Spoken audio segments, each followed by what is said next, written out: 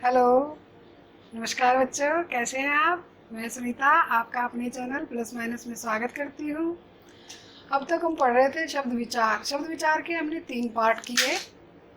3 part में से जैसे पढ़ा, एक उत्पत्ति के आधार पर, व्युत्पत्ति के आधार पर और अर्थ के आधार पर। उत्पत्ति के आधार पर हम लोगों ने पढ़ा है कि भाई 5 भेद होते हैं: तत्सम, तद्भव, देशज, विदेशज और संकर शब्द।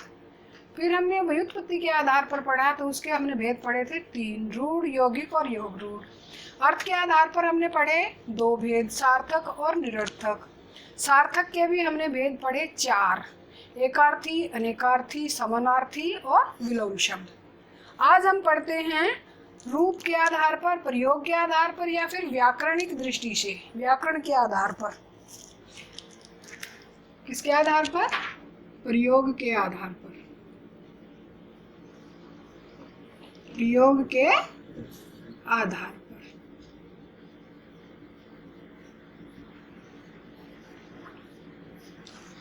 प्रयोग के आधार पर 2 भेद होते हैं। कौन से? एक है विकारी और एक है अविकारी। एक है अविकारी।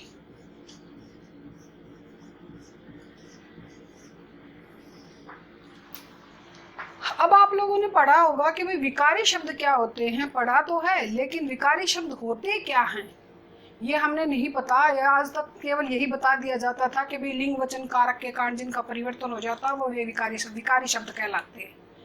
लेकिन कैसे, उनको आज हम बदल कर दिखाएंगे कि भाई कैसे बदले जाते हैं। जैसे किससे? इसकी 4 भेदों में इसकी 4 इकाई हैं। कितनी इकाइयां हैं विकारी शब्द की? 4 इकाइयां हैं। कौन कौन सी? लिंग, वचन, कारक और काल। अब हम बता देते हैं, जैसे लिंग के आधार पर हम बदल के दिखाते हैं कि भाई मैं लिख देती हूँ स्त्री। इसका हमने लिंग बदल दिया, क्या हो गया? पुरुष। ठीक है। अब हम एक शब्द और ले लेते हैं, छात्र। क्या हो जाएगा? छात्रा। क्या हो जाएगा? छात्रा। और एक शब्द ले लेते हैं, लड़का, लड़की। अब हम, ये क्या था? लिंग के आधार पर हमने बदले। अगर हम वचन के आधार पर बदलेंगे इसको तो क्या कर देंगे? स्त्री का स्त्रियां हो जाएगा। क्या हो जाएगा? स्त्रियां हो जाएगा। और लड़के का, लड़का का क्या हो जाएगा? लड़के।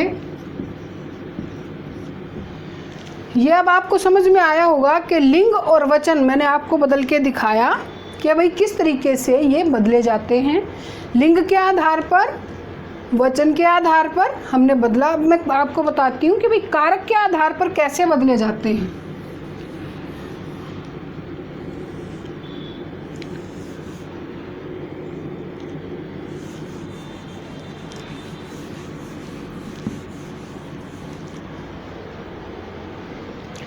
अब हम देखते हैं कि भाई क्या लिखेंगे कि राम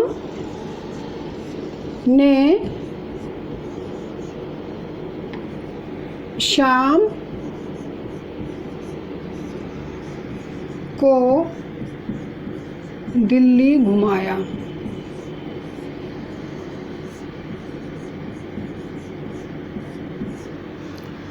अब इसमें क्या है? घुमाना क्या है? क्रिया। अब शाम क्या है? कर्म, क्योंकि क्रिया का प्रभाव किस पर पड़ रहा है? कर्म पर। और राम क्या है? कर्ता। अब ये क्या है? जैसे हम पढ़ते थे, कर्ता ने कर्म को करण से संप्रदान के लिए अपादान से अलग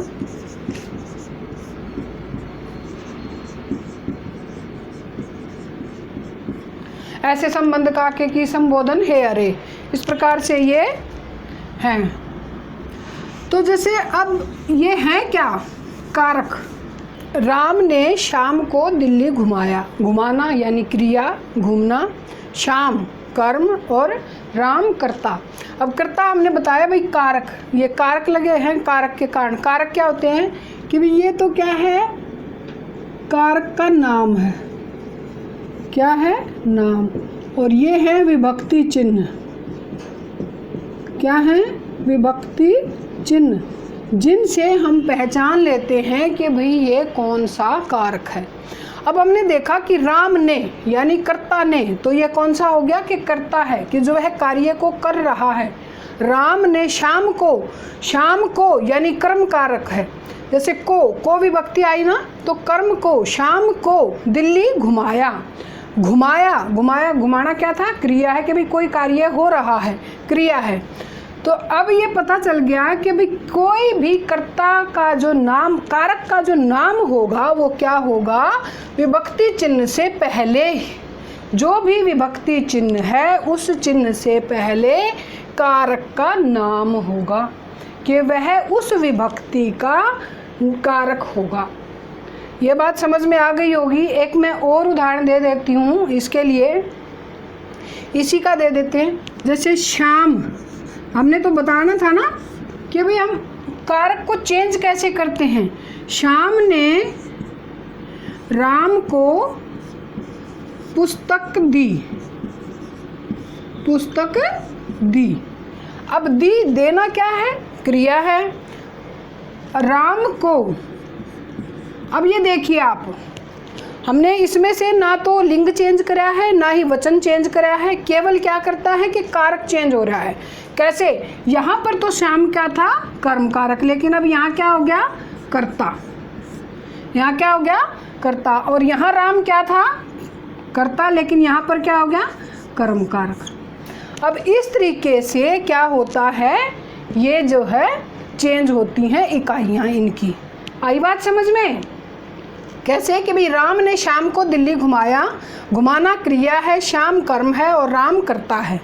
अब इसी को अगर हम बदलते हैं तो कैसे बदलेंगे, श्याम ने राम को पुस्तक दी, तो अब यह दी क्या है, क्रिया है, देना, लेना, खाना पीना जो भी है वो क्या होती है, सब क्रियाएं होती हैं। तो अब इसको चेंज करके, राम पहले क्या था, कर्ता, हमने चेंज किया तो क्या हो गया, कर्म हो गया। पहले श्याम क्या था, कर्म था, कर्म को चेंज करके यहाँ पर क्या हो गया, कर्ता हो गया। ये बात समझ में आई। अब आप देखो बेटा, काल,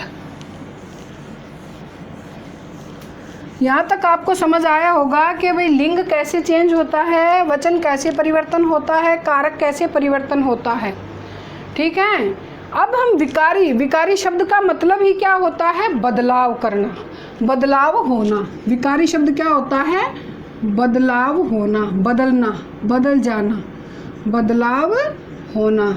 और अविकारी शब्द क्या होते हैं कि जिन शब्दों में परिवर्तन नहीं होता है, जिन शब्दों में परिवर्तन नहीं होता है वह क्या कहलाते हैं, अविकारी शब्द कहलाते हैं। यानी बदलाव नहीं होना, बदलाव नहीं होना,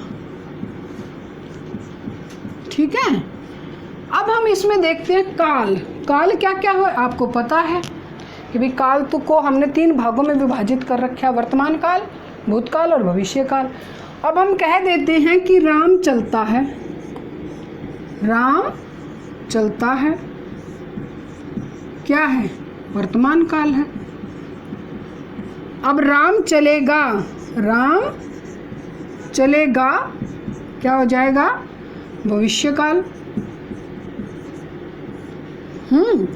राम चला था, राम चला था तो क्या था, भूतकाल। इस प्रकार से मैंने आपको ये चारों इकाइयों में किसके प्रयोग के आधार पर, जो विकारी शब्दों में जो 4 इकाइयाँ होती हैं, उन चारों इकाइयों के आधार पर मैंने आपको शब्दों को बदलना बताया। लिंग के आधार पर, वचन से और कारक से और काल से, इन सब के बारे में मैंने आपको बताया कि भाई ये किस प्रकार से चेंज होते हैं। अब आप आ जाइए हम इसकी विकारी शब्द की आपको परिभाषा लिखवा देते हैं कि भाई विकारी शब्द की परिभाषा होती क्या है। क्या होती है कि भाई लिंग वचन काल और कारक के कारण, लिंग वचन कारक और काल के कारण जिन शब्दों में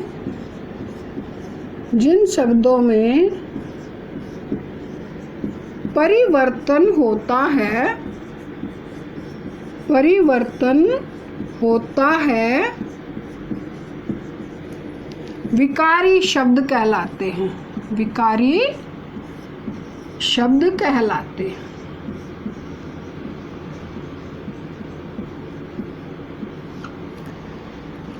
हैं। ये तो थी विकारी शब्द।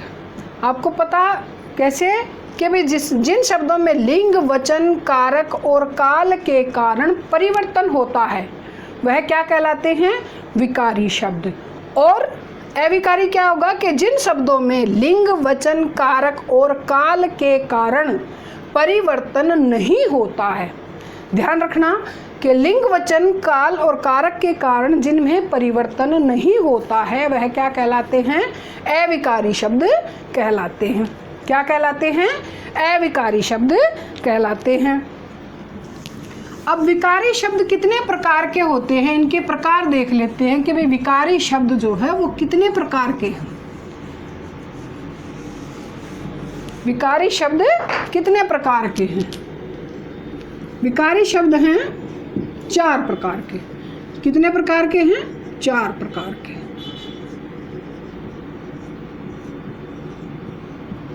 कौन से? संज्ञा,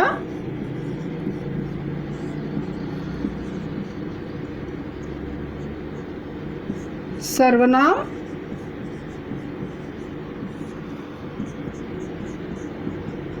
विशेषण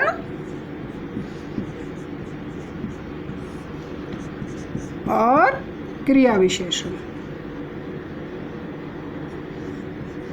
और क्रिया, क्रिया विशेषण नहीं और क्रिया। अब हम अविकारी शब्द के बता देते हैं। अविकारी शब्द के कितने भेद हैं? अविकारी शब्द के भी 4 भेद हैं। 4 भेद हैं। जैसे क्रिया विशेषण,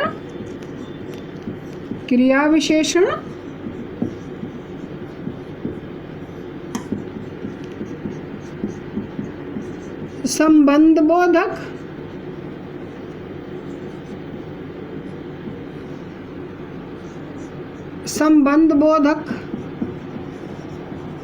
अविकारी शब्द को अव्यय भी कहते हैं। संबंध बोधक अव्यय। तीसरा है समुच्चय बोधक,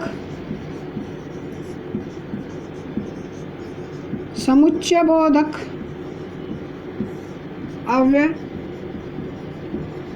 और चौथा है विस्मयादि बोधक।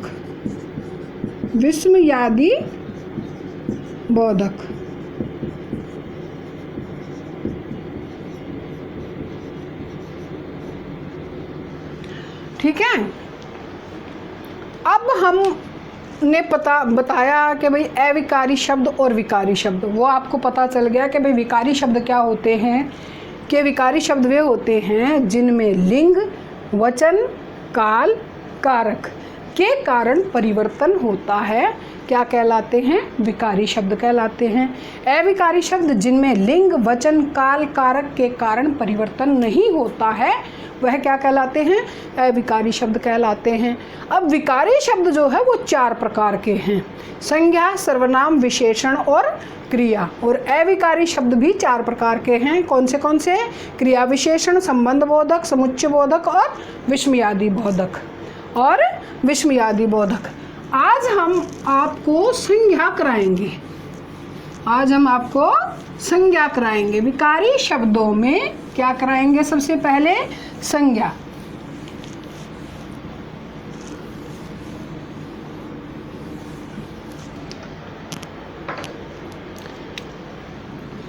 संज्ञा।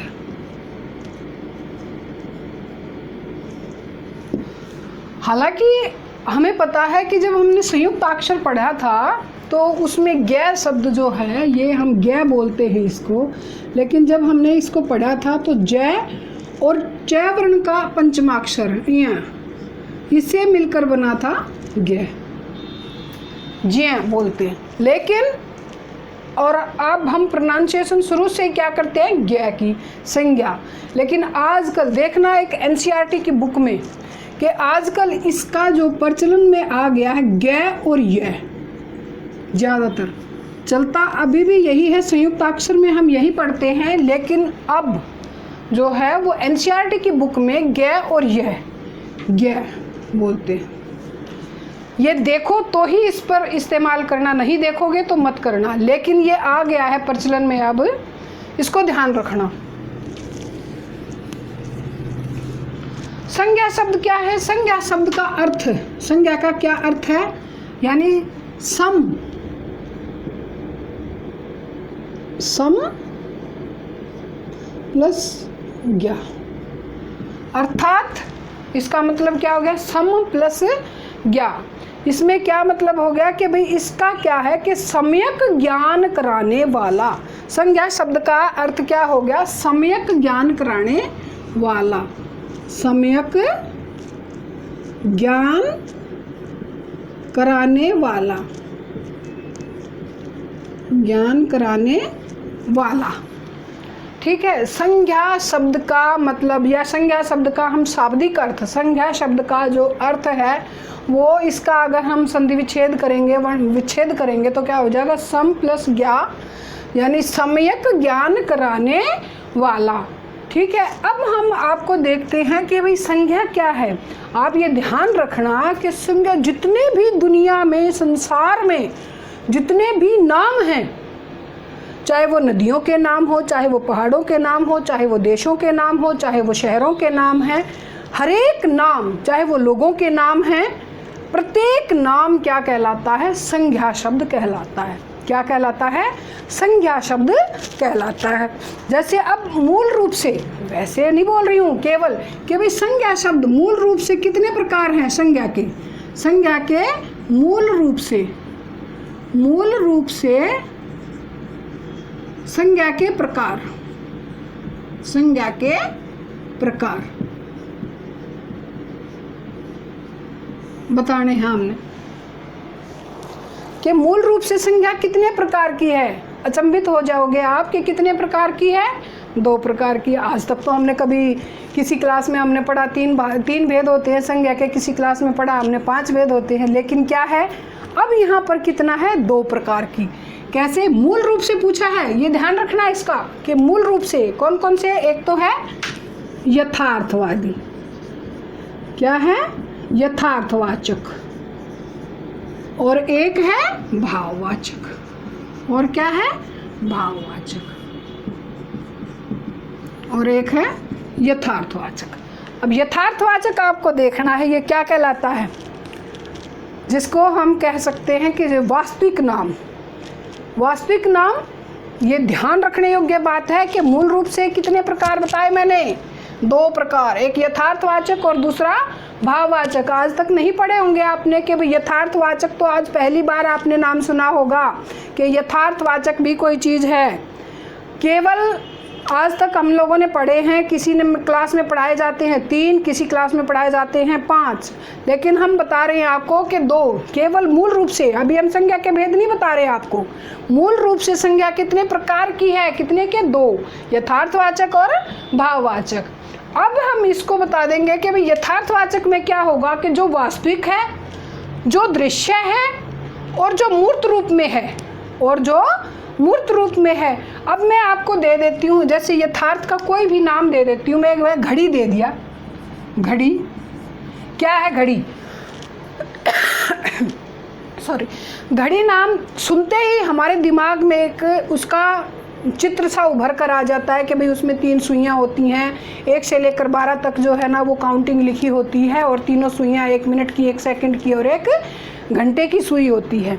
ये एक वास्तव में एक चित्र उभर कर हमारे दिमाग में आ जाता है, व्यक्ति के मानस पटल पर एक चित्र उभर कर आता है कि भाई वह है क्या। अब एक और कोई भी चीज़ ले लीजिए आप, बोतल ले लो, थर्मस ले लो, कप ले लो, पुस्तक ले लो, कोई भी चीज़ जिसको हम देख सकते हैं, यानी हमारे नाम सुनते ही उस वह चीज़ का हमारे मानस पटल पर जो चित्र उभर कर आता है वह क्या होता है, यथार्थवाचक होता है। क्या होता है, यथार्थवाचक होता है। यथार्थवाचक क्या है, वास्तविक है, दृश्य है और मूर्त रूप में है। यथार्थवाचक में क्या है, वास्तविक है, दृश्य है और मूर्त रूप में है। ठीक है। और भाववाचक में क्या होता है आपका, ये क्या होगा, अब तक क्या था, दृश्य वास्तविक बोल रहे थे ना हम, यथार्थवाचक क्या है, वास्तविक है, वास्तविक है, क्या है, दृश्य है, क्या है, मूर्त रूप में है, क्या है, मूर्त रूप में है। लेकिन भाववाचक में क्या है, ये क्या होगा, अवास्तविक होगा,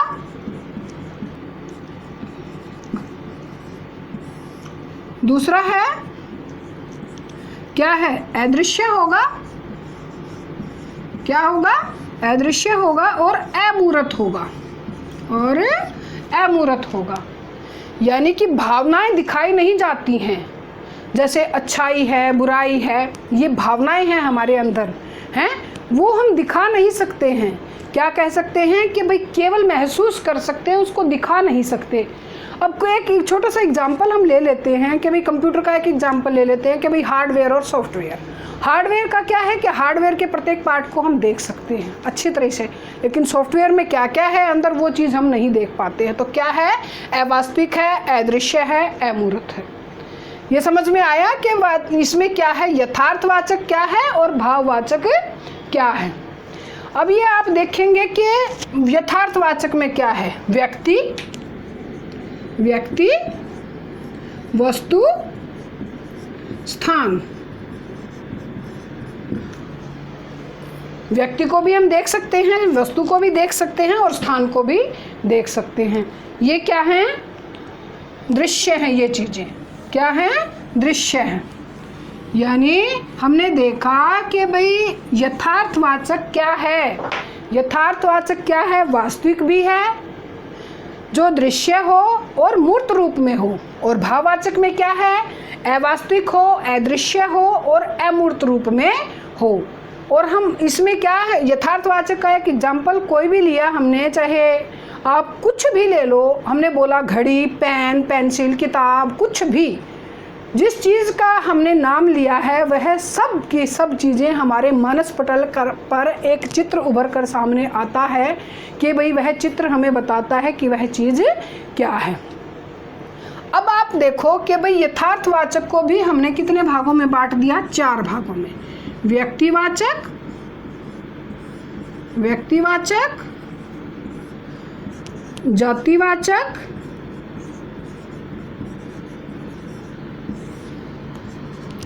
द्रव्यवाचक, समूहवाचक या समुदायवाचक। ठीक है, यथार्थवाचक। अब कितना, यथार्थवाचक को हमने 4 भागों में बांटा। कितने भागों में बांट दिया, 4 भागों में बांट दिया। व्यक्तिवाचक, जातिवाचक, द्रव्यवाचक और समूहवाचक। जातिवाचक, द्रव्यवाचक और समूहवाचक। अब हम इसको देखते हैं कि इसमें क्या आ जाता है, पदार्थों के नाम आते हैं। क्या आ जाता है, पदार्थों के नाम आते हैं। किस में आते हैं, द्रव्यवाचक में। समूहवाचक में आता है संगठन आ जाता है, समूह आ जाता है, और क्या आ जाएगा, क्या आ जाएगा, संगठन आएगा, समूह आएगा, ये सारी चीज़ें इसमें आती हैं। ठीक है। अब आप ये चीज़ें देखिए कि भाई अब ये दोनों चीज़ें, ये दोनों द्रव्यवाचक और समूहवाचक, द्रव्यवाचक और समूहवाचक को किस में जोड़ दिया, जातिवाचक में जोड़ दिया। किस में जोड़ दिया? जातिवाचक में जोड़ दिया। अब ये नहीं है जातिवाचक में, द्रव्यवाचक और समूहवाचक को जातिवाचक में बना दिया। कितना बना दिया? जातिवाचक में। ठीक है। अब व्यक्तिवाचक क्या होते हैं और जातिवाचक क्या होती हैं? अब हमारे पास कितनी रह गई, कितने भेद रह गए? 3। व्यक्तिवाचक, जातिवाचक और भाववाचक। कितने हो गए? व्यक्तिवाचक, जातिवाचक और भाववाचक।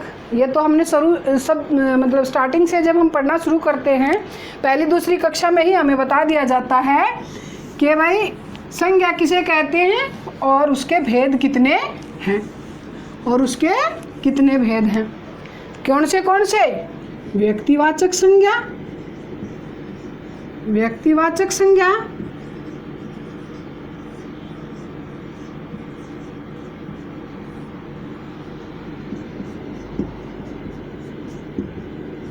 जातिवाचक संज्ञा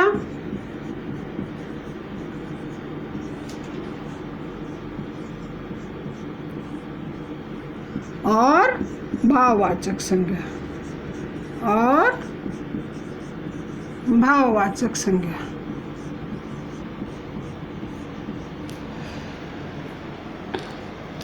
अब संज्ञा की परिभाषा, अब तक पहले सबसे पहले अब हम इनकी परिभाषा बता देते कि संज्ञा की परिभाषा क्या है। संज्ञा की परिभाषा है, क्या है? व्यक्ति, वस्तु, स्थान व भाव के नाम को संज्ञा कहते हैं। क्या कहते हैं? संज्ञा कहते हैं। परिभाषा सिंपल शब्दों में बता दिया। पहले हमने बताया था कि वो दुनिया के सभी नाम, दुनिया के, संसार के सभी नाम, चाहे वो कैसा भी नाम क्यों ना हो।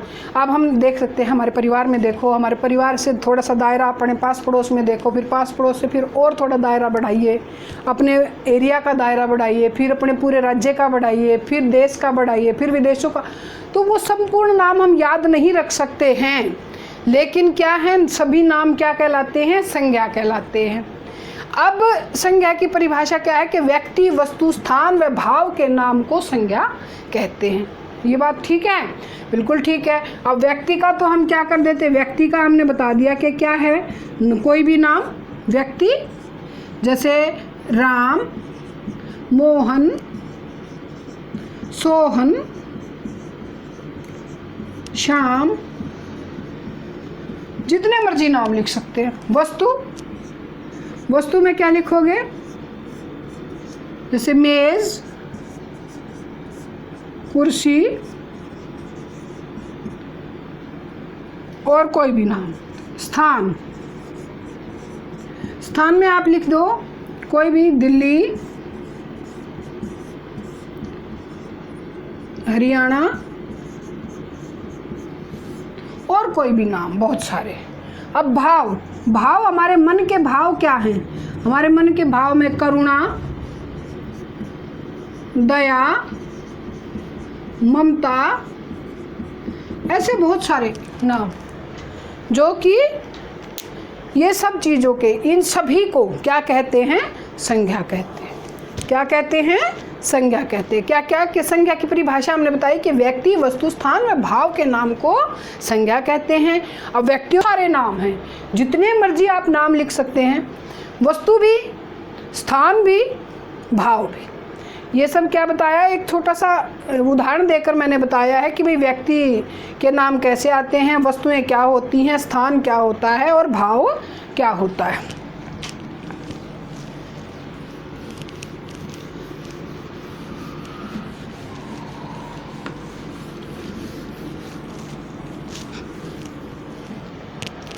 अब हम आपको कराते हैं व्यक्तिवाचक संज्ञा। क्या कराएंगे? व्यक्तिवाचक संज्ञा। व्यक्तिवाचक संज्ञा क्या होती है? एक तो क्या होगी कि वह दृश्य होगी, कि उसको हम देख सकते हैं, क्या होगी? दृश्य होगी, और जिसको हम देख सकते हैं। क्या होगी? दृश्य होगी, और जिसको हम देख सकते हैं।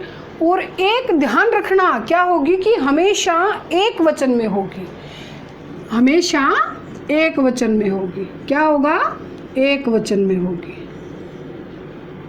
देखो अब इसमें क्या होता है, व्यक्तिवाचक प्रत्येक चीज आपको बताई गई है कि दृश्य है और एक वचन है। ये किसी ने नहीं बताया होगा, बता देंगे कि भाई जो है ना नदियों के नाम जो है व्यक्तिवाचक में आएंगे, पहाड़ों के नाम व्यक्तिवाचक में आएंगे, ये सारी चीजें आपको बताई। लेकिन क्या है कि जो एक वचन है, जो दृश्य है और एक वचन है, वो क्या होती है?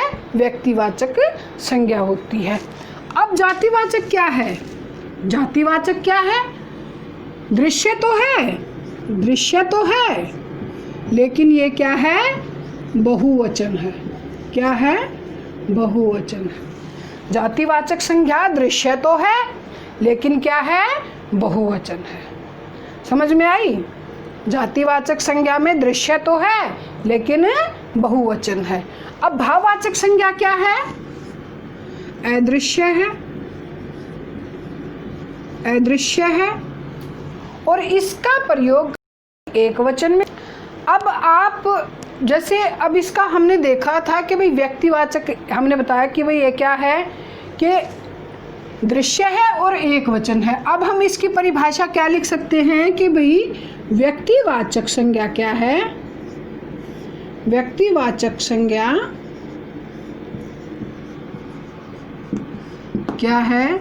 वे शब्द व्यक्ति, वस्तु, स्थान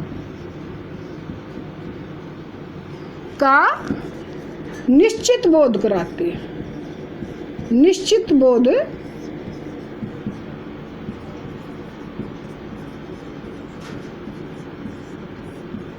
कराते हैं। क्या कहलाते हैं? व्यक्तिवाचक संज्ञा कहलाते हैं। इनके निश्चित नाम यानी व्यक्ति, वस्तु और स्थान। अब हमने इसमें भाव नहीं लिया है। क्या है? भाव नहीं लिया। क्यों?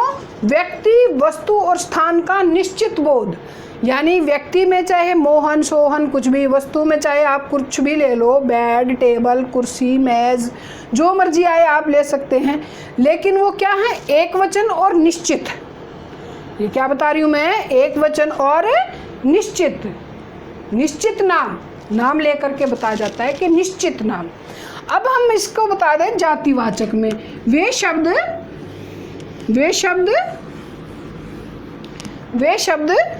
जातिवाचक का देखिए, वे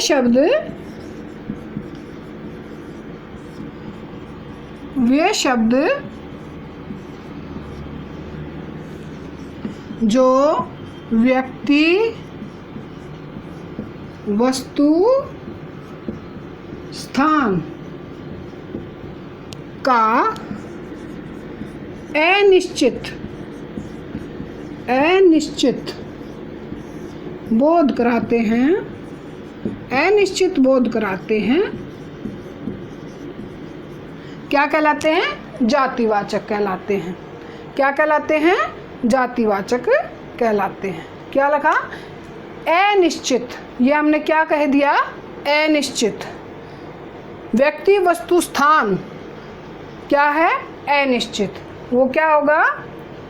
जातिवाचक संज्ञा होगी। अब भाववाचक। अब क्या होगा? भाववाचक। भाववाचक में क्या होगा कि किसी भी व्यक्ति, वस्तु, अब इसमें क्या हो जाएगा कि किसी भी व्यक्ति, वस्तु और वस्तु, किसी भी व्यक्ति, वस्तु और भाव के नाम को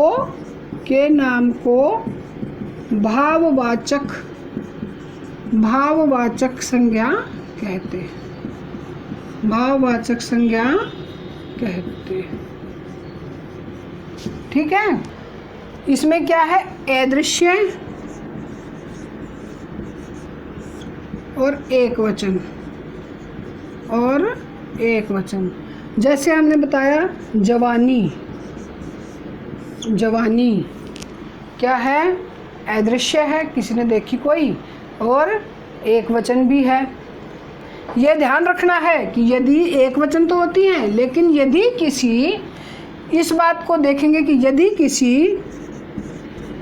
किसी अभी समझाया जो, यदि किसी भाववाचक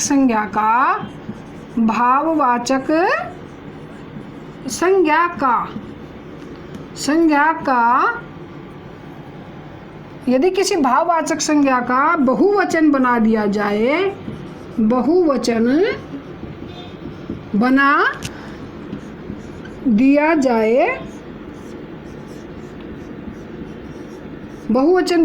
जाए तो वह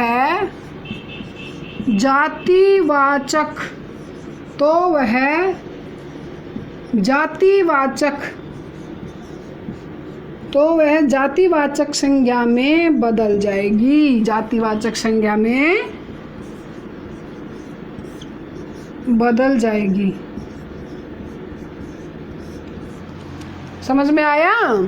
क्या बताया था कि भाई हमने यदि किसी भाववाचक संज्ञा का, अब भाववाचक संज्ञा क्या है, अदृश्य है और एक वचन है, लेकिन यदि किसी भाववाचक संज्ञा का बहुवचन अगर हम बना देते हैं तो क्या हो जाएगा, वह जातिवाचक संज्ञा में बदल जाएगी। ठीक है, वह जातिवाचक संज्ञा में बदल जाएगी।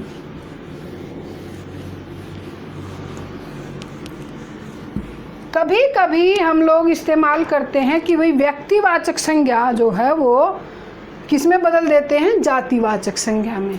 व्यक्तिवाचक संज्ञा को जातिवाचक संज्ञा में बदल देते हैं। कैसे कि ऐसे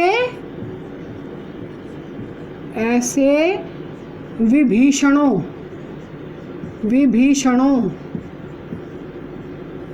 से बचकर रहना चाहिए,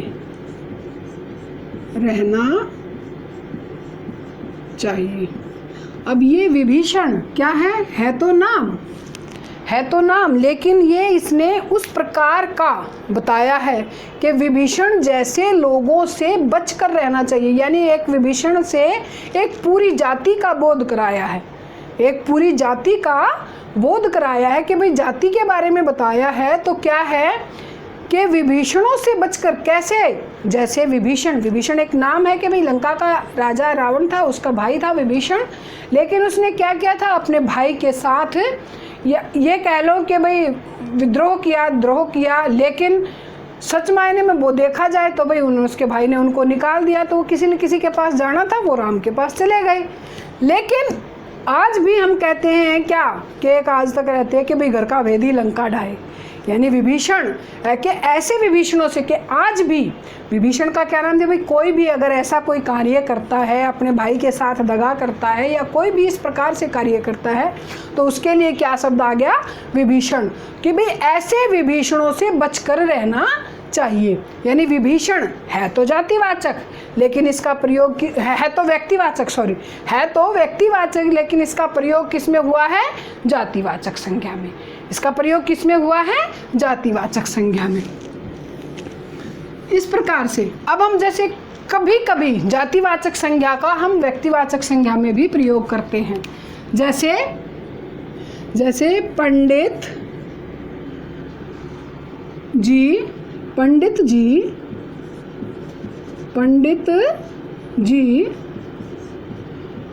हमारे देश के प्रथम प्रधानमंत्री थे।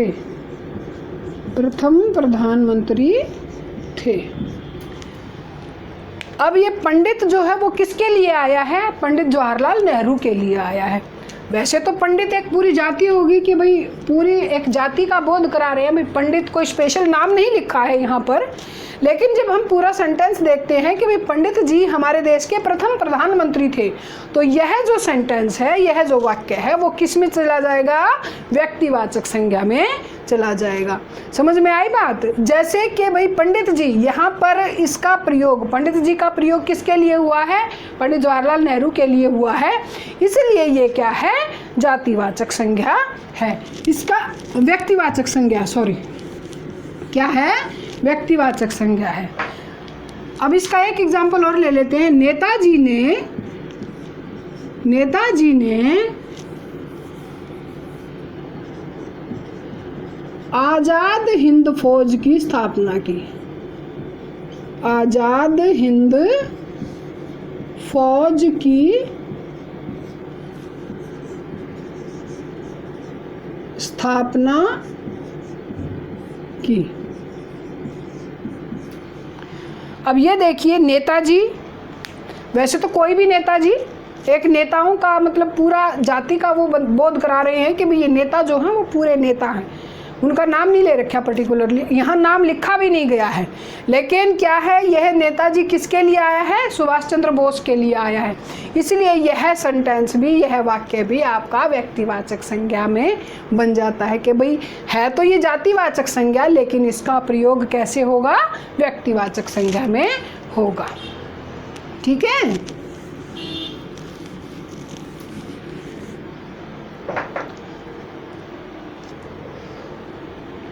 आशा है बेटा आज का पढ़ाया हुआ समझ में आया होगा। आप मेरे चैनल को लाइक कीजिए, सब्सक्राइब कीजिए, शेयर कीजिए। धन्यवाद।